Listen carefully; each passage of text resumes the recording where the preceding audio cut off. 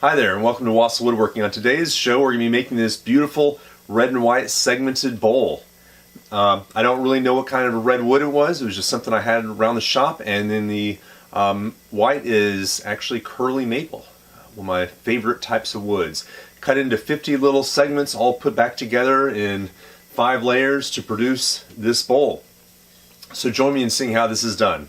So making a segmented bowl is all about cutting things consistently. So here I have a sled I've made up that allows me to make 15-degree cuts, alternating back and forth to produce the 12 pieces necessary to make the ring. So here I have the bowl. It's about 4.5 inches tall and about 7.25 inches wide. It's made with segmented rings. So what I'm going to now do is take each of these rings, like that one, and this one, and glue them all together. And then I can take them on the disc sander and face them and then glue them all together and then put them on the lathe to actually turn. So it should be good.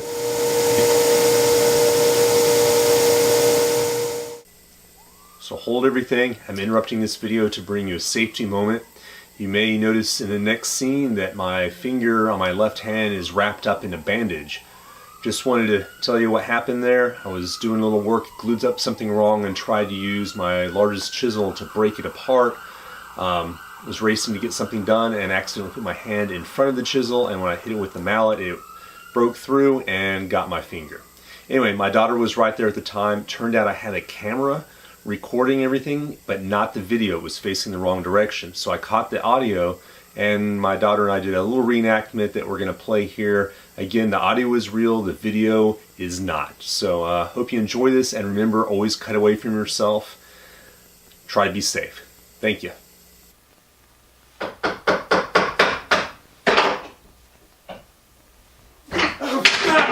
Are you okay? Jeez! No! Oh my God. That is a bad cut. Oh, I shouldn't have done that. Could you get me a Band-Aid, please? Yeah.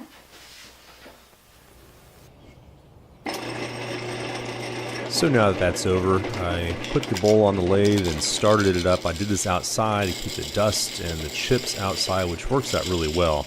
As you can see, my finger there is covered with a piece of a glove just to keep the dirt out. And it was rough to start, but then very quickly I managed to get the bowl to where it was fairly smooth, working on the inside to get it sort of polished up first before I go back to the outside to make the wall a little bit thinner. The inside became nice and smooth. As you can see here, I've gotten a little bit further away, and now I'm starting to sand it with the sanding disc. And this works out really well.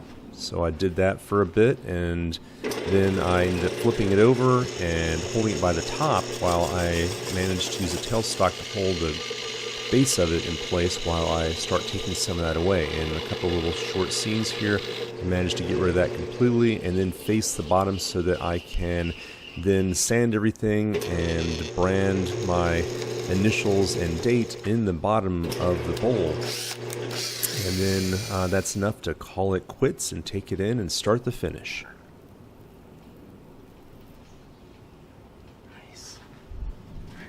So here's the final product. It really turned out pretty. I like the way it looks on the inside. It just really shines well with that red wood and the beautiful curly maple. So it really took me no more about a day to make, and it really looks good. And I think everyone's going to like seeing it. So thanks for watching, and if you liked it, give it a thumbs up. If you didn't, I don't know what to tell you. Put your comments below, and please subscribe today. Thanks for watching.